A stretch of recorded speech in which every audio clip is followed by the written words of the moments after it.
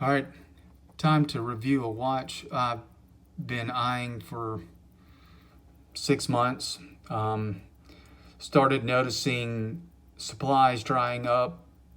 Joma Shop, Ashford, um, stating that they're sold out. Seeing prices go up on eBay, so I went ahead and pulled the trigger on this. Bought it off of eBay, new, $5.95. I immediately just threw the NATO strap in the box and ordered this leather racing strap. I'm just not a NATO guy. If you are, it's fine. One of the problems is that NATO, because I've got such a small wrist, I had to like double it up and flop it over to make it fit, and it just looked odd and out of place and a bunch of strap flying everywhere. So, and I knew that was going to be the case. That's why I don't do NATOs. They're just too big on my wrist. I'm running about a 6.25 inch wrist. Anyway, I've been waiting for this guy. I finally bought it. I'm glad I did. I just dig the vintage retro look that it has. So this is the Hamilton Khaki Aviation Pilot Pioneer Mechanical. It's the way it's listed on Hamilton's website. It seems to go by a lot of different names. 36 millimeter, 36 inch, it's not Invicta. 36 millimeter width. H50 hand wound movement, 17 joule, 100 meter water resist. You got 18 millimeter lug width. It's not sapphire. It's mineral crystal. That's what Hamilton says. Some people are listing this as sapphire. It's not. So anyway, this was the watch that was sold to the British Royal Air Force in 1973 by Hamilton. That's kind of a birth year watch for me, although I know this isn't actually from 1973. That was one of the things that I was digging about it, that it was retro in that aspect, and that Hamilton pretty much did a one-for-one reproduction of this watch. So I like that they stuck to the originality of it. So that was one of the reasons I wanted it. Keep in mind, if you've never owned a vintage watch or a watch that's got a 36 millimeter width, do your homework, go try one on, or go to the flea market.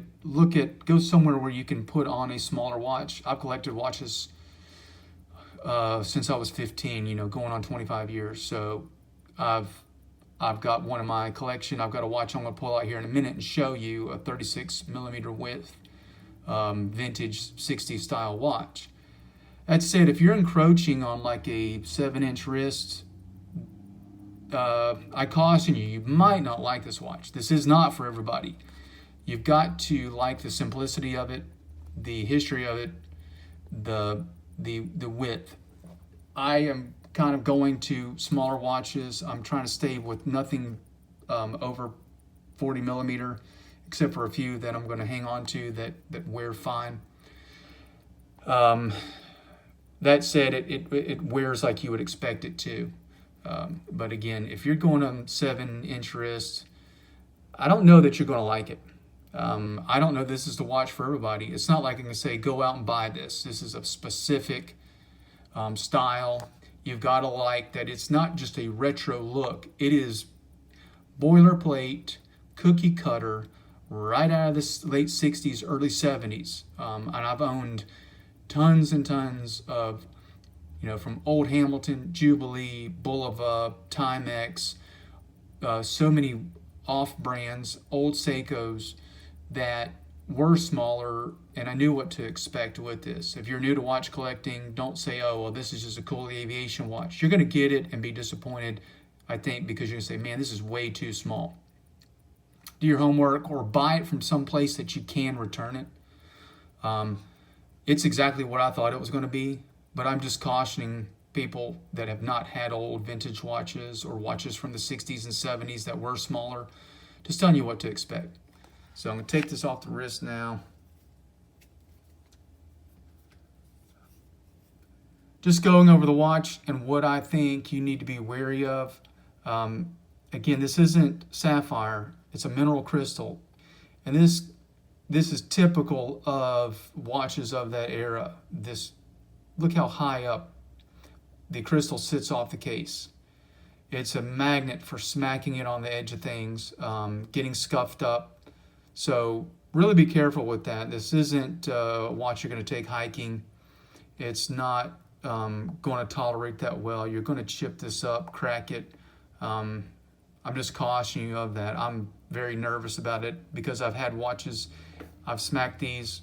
These always are always the issue, and you'll start to see a crack between the case and the crystal on watches that have this type of domed crystal. Trust me, I've had them. I've seen it. I've had the crystals replaced, smacked them, cracked it again. So this is not a dress watch, but a watch that you're going to have to be cautious with while you're wearing it. There's not a screw down crown, just a hand wind sign crown. The case back has these 4 flathead screws, but it is a snap-on case back. There's the pry point right there. So don't think you're going to get this, unscrew those screws and be able to look at the movement.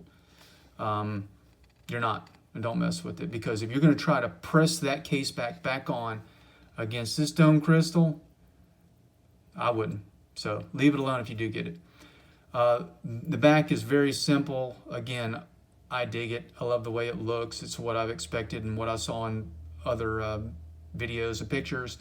They kept as true to the form that they possibly could, so I love it. You got some polishing back here.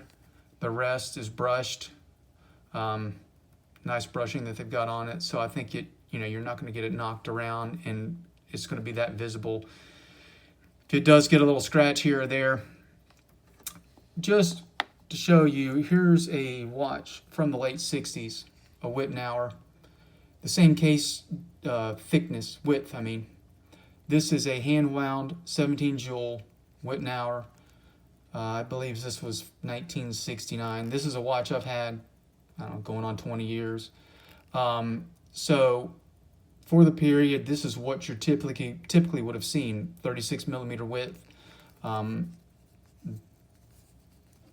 Just to give you an example. And what I like is, if you look at the crown, they're almost identical. The way that Hamilton did this crown, I love it. I love that they didn't slap on a crown that they were using on an existing watch. When I got it out, that's the first thing I thought. I said, man, this is just like my Wittenauer. So we'll get him out of there. But it wears very vintage, wears small. If you got 7-inch, that's about the max I would recommend this. It's going to look odd above that. I mean, I'm just being honest. This isn't for everybody, but the look, the quality, the way that it feels, it's a very light watch. You pick it up, you're like, man, that doesn't really have much weight to it. But it's solid, and that's exactly what I would expect. This watch, vintage watches aren't big, clunky, heavy metal cases. 42 millimeter stainless steel with a rotor in there does add a considerable weight. But so far, this thing, as you'd expect, very accurate. I'm not going to get into tracking it or the specs on it, but it's what I thought it was going to be. I'm just really telling people, be careful. I don't know that I would look at this if you've got the 7-inch wrist. I'm at 6 1/4, 6 1/2. You're going to be fine. I don't think you're going to dig the NATO because you have to flip it over to try to make it work. It just doesn't look right. So keep that in mind. I think this is a watch that's going to go up in value. I really do. I don't know that Hamilton's going to come out with any more. I can't find them. And this is of late August 2020. So I'm buying it as both an investment, and I don't think I'll ever get rid of it. It's just so unique. You don't see such a one-for-one reproduction anymore. And so I really like what Hamilton did with this. I think you'll enjoy it. Just keep in mind, it wears small. It does not wear big, even though I've heard other reviewers say it does. thing wears small. You know, it's perfect for me. How it lays on the wrist. I mean, I still have some skin visible on either side of the watch at 6 1/4. You see there. So 6 1/2, 6 3/4, no problem. But it's a small watch. You got to be ready for a retro vintage style wearing watch. But Hamilton nailed it. But again, I don't know that this sold as well as it would have if it would have been 38. I still would have bought it at a 38 millimeter. I don't know if they'll reissue it at that, but I don't think there's anything else out there right now that's a 1-for-1 reproduction with the history that this watch has, that's not got a subpar movement in it, or that is from a company that is probably not going to gain any value. So that said, you know, good luck if you get it. I don't think you have a problem reselling it if you don't like it. That said, just be careful. It's a small watch that a lot of people aren't used to. So anyway, hope you enjoyed it. Thanks.